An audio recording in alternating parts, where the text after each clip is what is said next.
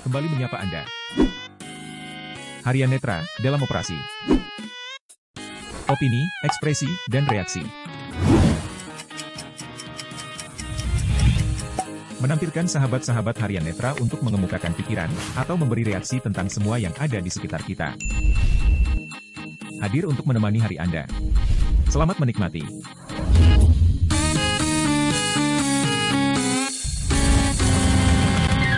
Tunggulah orang selesai beribadah baru dibicarakan persoalan itu tentang persoalan izin tersebut.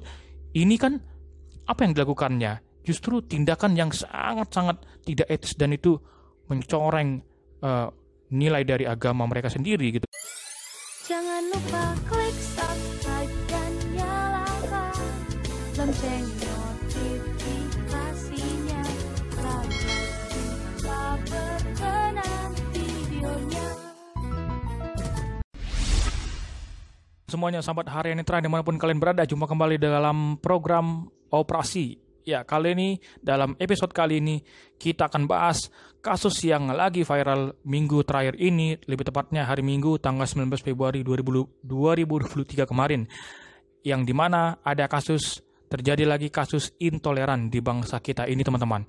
Ya, teman-teman pasti sudah tahu, karena itu viral di media sosial, tapi kita akan bahas dalam episode kali ini, ya, perkembangan dan informasi terakhir terupdate dari kasus tersebut. Jadi, untuk teman-teman yang belum tahu, telah terjadi kasus intoleran lagi di GKKD, Gereja Kristen Kemah Daud di Lampung, teman-teman. Jadi, kronologisnya ya seperti ini. Jemaat dari GKKD itu sedang merayakan ibadah, ya, mengadakan ibadah ibadah mingguan seperti biasa hari Minggu, ya, di GKKD tersebut, ya, di Lampung.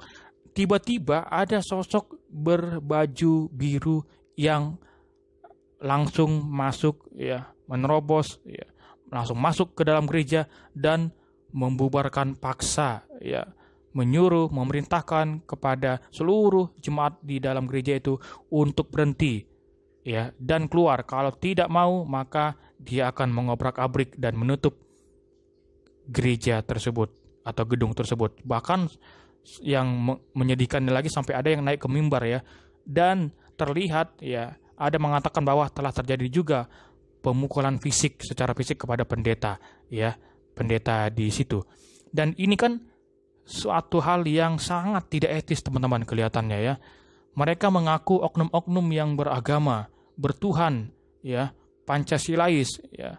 Tetapi ternyata kelihatan dari tindakan yang mereka lakukan itu tidak mencerminkan bahwa mereka adalah seseorang yang beragama. Dan menurutku, tindakan yang mereka lakukan itu sama halnya mencoreng nilai dari agama mereka. Dalam hal ini agama Islam itu sendiri. Ya, bagi orang-orang, ya, yang saya tahu bahwa Islam itu adalah agama, ya, yang penuh dengan keindahan, ya, nilai-nilai yang luhur, suci. Akan tetapi akibat dari ulah oknum-oknum yang tidak bertanggung jawab ini, ya, itu justru mencoreng dan merusak nilai dari agama Islam itu sendiri. Sehingga, ya, akibat dari tindakan orang-orang ini, maka orang akan berpandangan, ya, akan berpikir, seperti apa sih agama Islam itu? Apakah seperti ini gitu? Ya, walaupun memang kembali lagi ini adalah oknum-oknum, ini hanyalah oknum, tetapi itu kan juga bisa berakibat buruk, ya, bagi pandangan orang terhadap agama Islam itu sendiri, ya. Ya, dan memang telah banyak kasus-kasus intoleran yang terjadi, ya, sepanjang tahun ini dan juga tahun sebelumnya, ya, dan juga tahun-tahun jauh sebelumnya.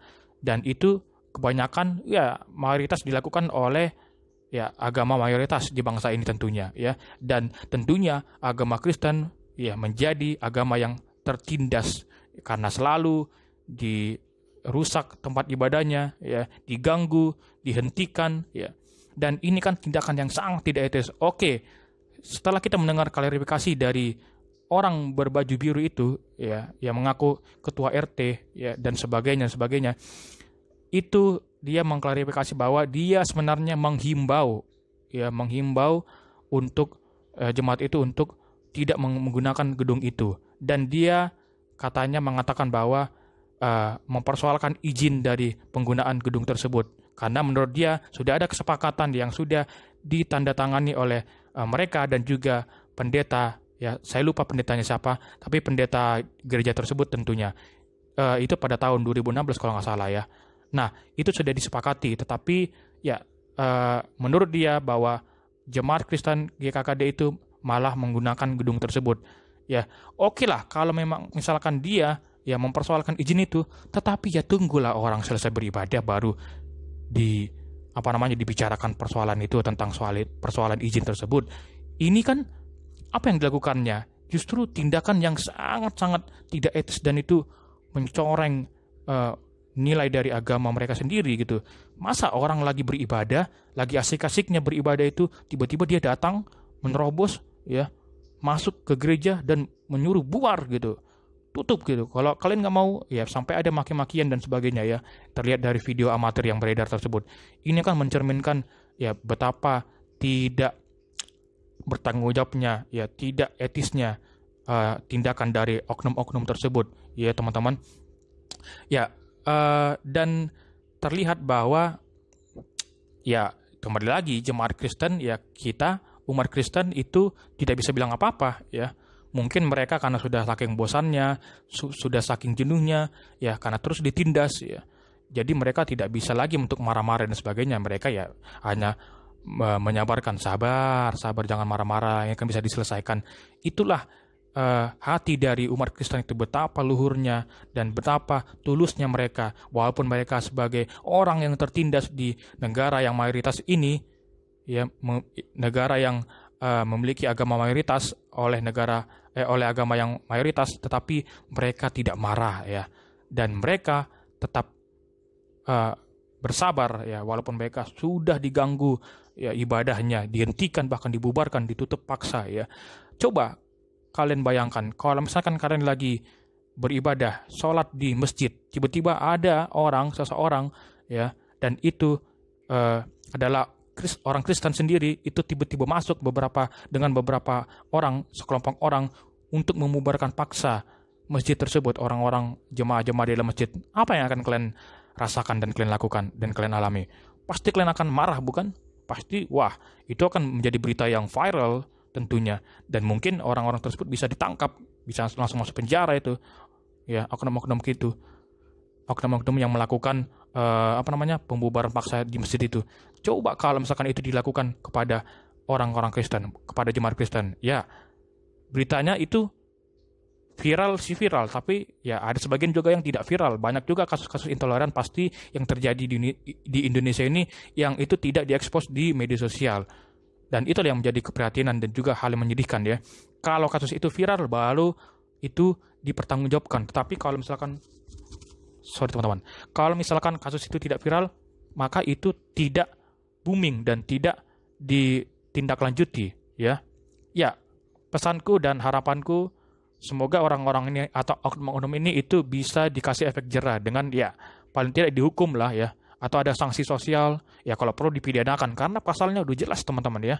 Ya kita negara yang di bawah konstitusi yang paling tinggi, Undang-Undang Dasar itu telah menjamin ya kebebasan beragama dan beribadah oleh seluruh rakyat Indonesia. Jadi barang siapa yang mengganggu ibadah ya dari agama tertentu itu udah ada pasalnya teman-teman, dan itu bisa dipidanakan dia kalau mau ya. Tapi kan itu tidak mungkin dilakukan oleh jemaat Kristen karena orang Kristen itu adalah agama yang penuh dengan kasih ya. Ya ini terlihat dari sini ya. Walaupun mereka ditindas begitu sangat, tetapi mereka tetap mengampuni, ya tetap memaafkan orang-orang tersebut, ya tetap sabar, walaupun dia sebenarnya mereka pasti kesal dan marah, ya. Bagaimana mungkin ketika lagi asik-asiknya ibadah, lagi husuknya beribadah, tiba-tiba ada seseorang yang, bubar, dan sebagainya, ya. Nah, inilah yang terjadi di bangsa kita ini, teman-teman. Bangsa kita, ya, negara Indonesia yang Pancasilais, yang ada undang-undang di bawah undang-undang dasar, konstitusi, ya, tetapi kita masih banyak terjadi di daerah-daerah tertentu itu kasus-kasus intoleran seperti ini. Sangat prihatin memang teman-teman. Ya, tapi aku berharap ke depannya supaya oknum-oknum yang melakukan tindakan-tindakan yang tidak etis seperti ini, itu seharusnya dipidanakan saja atau dikasih efek jerah supaya orang-orang lain yang ingin melakukan, yang ketika mereka ingin melakukan hal-hal yang seperti ini lagi, hal-hal yang sama, ya, itu bisa berpikir terlebih dahulu sebelum mereka melakukan tindakan-tindakan yang tidak bermoral seperti itu ya teman-teman. Silakan komen di bawah teman-teman, kita diskusi mengenai kasus ini. Dan silakan request untuk kasus berikutnya yang mungkin menarik yang akan kita bahas. Pasti akan kita bahas dalam episode operasi berikutnya. Terima kasih yang sudah tonton. Jangan lupa subscribe dan share, like, serta nyalain lonceng notifikasinya supaya kalau kita harian Netra upload, teman-teman menjadi orang pertama yang tahu. Oke teman-teman, sampai jumpa di next episode operasi. Bye-bye.